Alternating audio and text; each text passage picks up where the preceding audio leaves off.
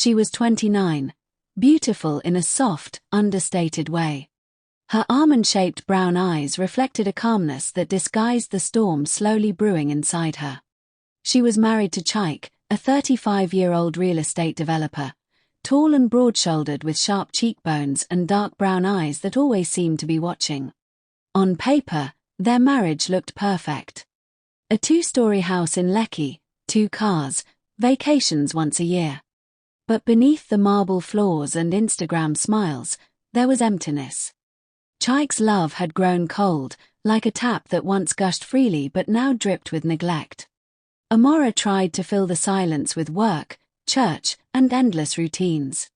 But loneliness has a strange way of making the heart restless.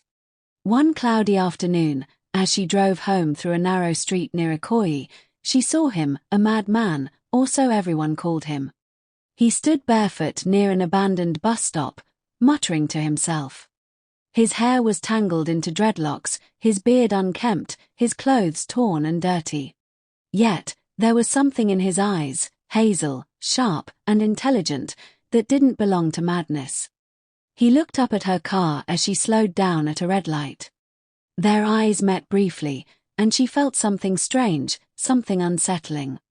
4 days, she couldn't stop thinking about him. His gaze haunted her, clear, piercing, and almost familiar. One evening, after leaving the supermarket, it started to rain heavily. Amora pulled to the side of the road when she saw the same man, soaked and shivering under a bridge. Something inside her snapped. Against every instinct, she grabbed an umbrella, stepped out of her car, and approached him. "Hey," she said softly, holding out a small nylon bag of food she had just bought. He turned slowly, studying her face as though searching for meaning in her kindness. Up close, he looked about 33, with a lean build beneath the grime. His voice was rough, almost broken when he spoke for the first time. "You shouldn't be here," he muttered, glancing toward the dark alley. "People don't stop for mad men." "Maybe I'm not like most people," she said. For a second, he smiled, a small, tragic curve of the lips that caught her off guard. She left him the food and hurried back into her car, but that night, she couldn't sleep. In the following weeks, she saw him again. Sometimes near the market, sometimes by the same bridge. And each time, she brought him food, rice, bread, water. What started as pity became something more dangerous. They began to talk. His name, he said, was Kelechi. He remembered little of his past except for flashes of betrayal and pain. Amora found herself drawn to his mystery. One evening, she asked, "Were you always like this?" He looked at her, rain dripping down his face. "No. Once, I had everything, family, money, even love. But someone took it all away." The pain in his voice was too real to ignore. She wanted to know more, but he turned away, whispering, "Go home, Amora. You don't belong here." That night, Chaik didn't come home. He had been working late again. Amora sat in the quiet house, her reflection staring back from the dark window. The image of Kelechi flashed in her mind, wild, wounded, human. By the end of that week, she was seeking excuses to see him again. Their conversations deepened, about faith, betrayal, loneliness. And slowly, the line blurred between compassion and desire. One rainy evening, as thunder rolled through the clouds, she stood before him again under the bridge. He looked at her, his hazel eyes glowing in the dim light. "Why do you keep coming back?" he asked quietly. "I don't know," she whispered, tears mixing with the rain. "But when I'm here, I feel alive." Kelechi stepped closer, his face inches from hers. The scent of rain and earth surrounded them. For a heartbeat, the world disappeared, no husband, no guilt, no logic. And before she could stop herself, she kissed him. It was brief, raw, and reckless. When she pulled away, her hands trembled. Kelechi looked stunned, then whispered, "You don't know what you've done." Amora ran back to her car, breathless, her heart pounding with shame and longing. As she drove away, lightning flashed behind her, illuminating the man she had just kissed, a man the world called mad. But in that single flash of light, she didn't see madness. She saw something much more dangerous. She saw truth, waiting to be uncovered. Days turned into weeks, and what began as secret glances turned into whispered meetings. Amora's once predictable life became a dangerous dance of deception. She woke up beside her husband every morning, smiled during breakfast, and kissed him goodbye before work, yet every smile felt borrowed, every touch rehearsed. Chaik, 35, tall and impeccably groomed, was everything she thought she wanted, a man of class, ambition, and authority. But lately, he had become a stranger. His eyes no longer softened when he looked at her. Even when she wore the perfume he once adored, his expression stayed blank. The man who once whispered dreams into her ear now lived behind walls she couldn't climb. And so, in the hollow spaces of that marriage, Kelechi slipped in like forbidden fire. He wasn't the same man she had first met by the roadside. Amora had convinced him to accept her help. With quiet persistence, she found him a small room behind a carpenter's workshop and brought him clothes, simple shirts and jeans. When he trimmed his beard and washed his dreadlocks, she was shocked at how handsome he truly was. His hazel eyes, though haunted, carried depth. His rugged face now revealed fine features that told of a man once refined. His lean build spoke of strength despite hardship. He was nothing like Chaik, he was raw, unpredictable, painfully alive. One evening, as the city lights blinked against the dark, Amora brought dinner in a brown basket. The smell of jollof rice filled the tiny room. Kelechi sat by the window, watching the rain fall outside. "You shouldn't come here so often," he murmured. She set down the food. "You said that the last time." "And you still came," he said, turning to face her. "I can't explain it," she admitted. "When I'm here, I feel something real. Something I haven't felt in years." Kelechi stood, his gaze locked on hers. "You're married, Amora. You shouldn't look at me that way." "But you make me feel seen," she whispered. He took a slow breath, fighting himself. Then, unable to resist any longer, he reached out, brushing a strand of hair from her face. The moment his fingers touched her cheek, her resolve broke. Their lips met, slow, searching, dangerous. When they parted, she was trembling. "What are we doing?" "Something we'll regret," he said, his voice rough. "But I can't stop." From that night on, the line was crossed. They met whenever they could, sometimes in the tiny room, sometimes in hidden corners of the city where no one knew them. For Amora, it was like breathing again after years underwater. For Kelechi, it was rediscovering a life he thought he'd lost. But secrets have a way of bleeding through cracks. Chaik began to notice. At first, it was little things, Amora's late returns, her new restlessness, the faraway look in her eyes. One night, as they lay in bed, he turned to her. "Who is he?" he asked quietly. Her heart nearly stopped. "What are you talking about?" He stared at the ceiling. "You've changed. You smile when you think no one is looking. You're hiding something, Amora." "I'm not," she lied, her voice shaking. Chaik said nothing more, but in the silence, his mind began to turn. He hired someone, a quiet man named Bayo, who owed him favors. Bayo's task was simple: follow Amora. 2 days later, Bayo handed him photos, grainy, but clear enough. Amora standing near a roadside shack. A man beside her. Chaik stared at the pictures for a long time. The man looked wild, unkempt, wearing a faded shirt and old jeans. A madman. His jaw tightened. "Find out who he is," he ordered.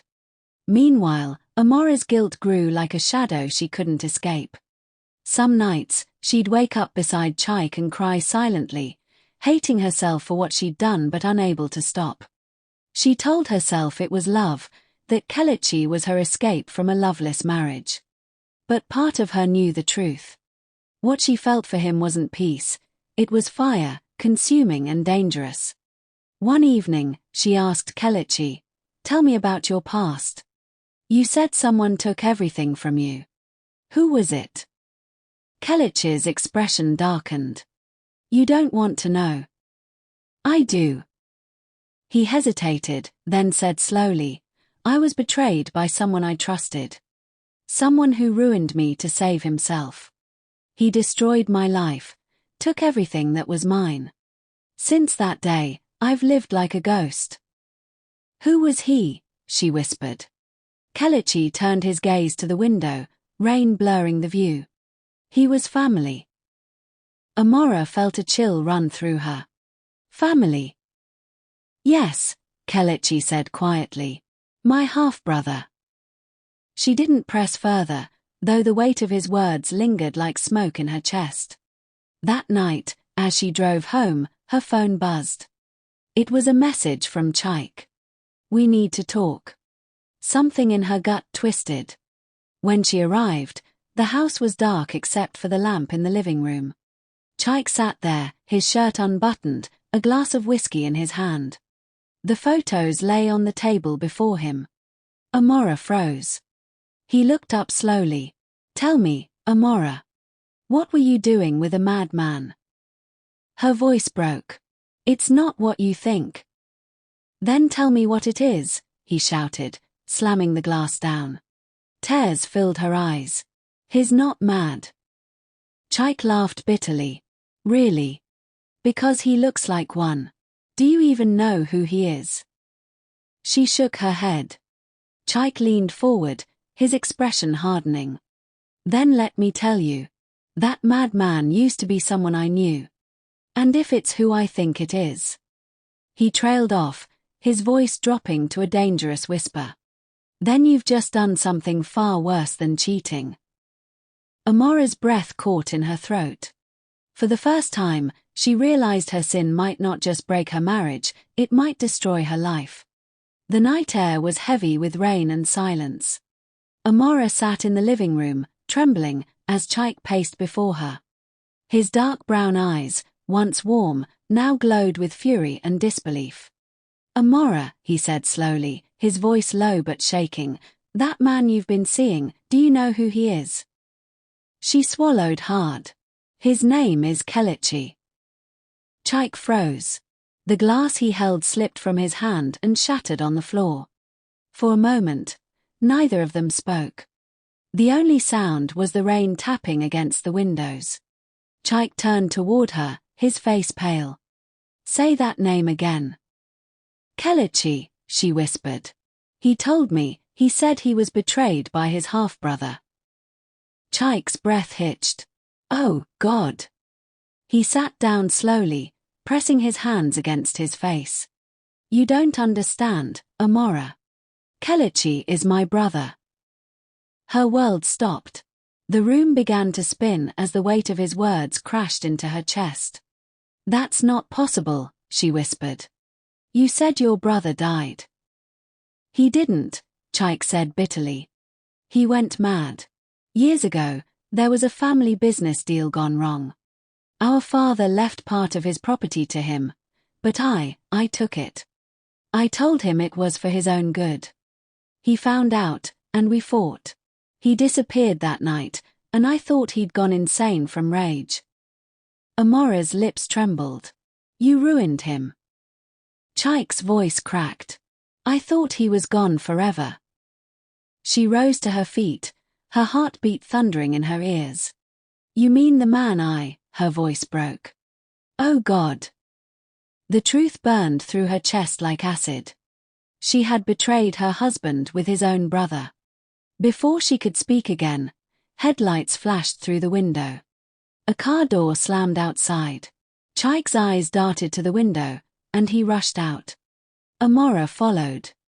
There he was, Kelechi, standing in the rain, his hazel eyes fixed on Chaik. His dreadlocks hung damp against his rugged face, his clothes soaked through. "So it's true," Chaik said, his voice raw. "You're alive." Kelechi's lips curved into a bitter smile.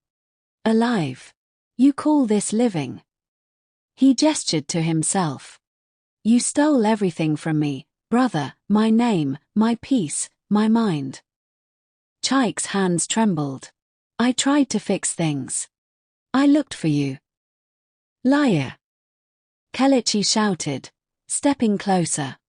"You destroyed me and left me to rot." Rain poured harder as thunder cracked above them. Amora stood frozen between them, tears mixing with the rain. "Please," she pleaded. "Don't do this." Kelechi looked at her then, his gaze softening for the first time. "You knew, didn't you?" "I didn't," she cried. "I didn't know who you were." Chaik's expression darkened as the truth sank in. "You slept with him," he whispered. "My own brother." Amora covered her face, sobbing. "I never meant for this to happen. I was lonely, Chaik. I felt invisible." Chaik's jaw clenched. "So you found comfort in a mad man?" "He wasn't mad," she screamed. "You made him this way." The words struck like lightning. Chaik flinched, the realization breaking through his rage. For the first time, his anger faltered, replaced by something heavier, shame. Kelechi took a step back, breathing hard. "You have your house, your wife, your name. I have nothing left. I didn't come here to destroy you, Chaik. I came to see if you were still the same man who took everything from me."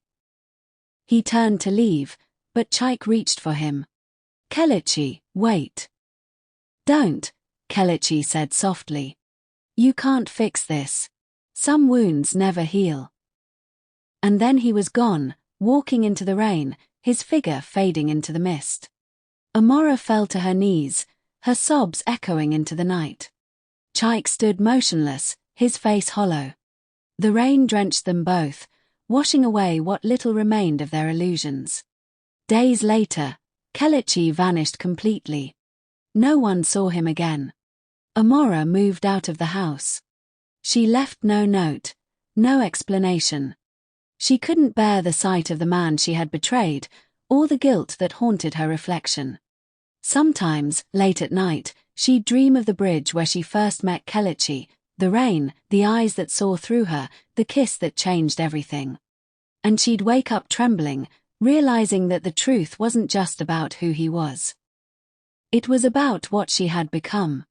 A woman who lost herself searching for love. A wife who fell for madness, only to discover that madness had been living in her heart all along.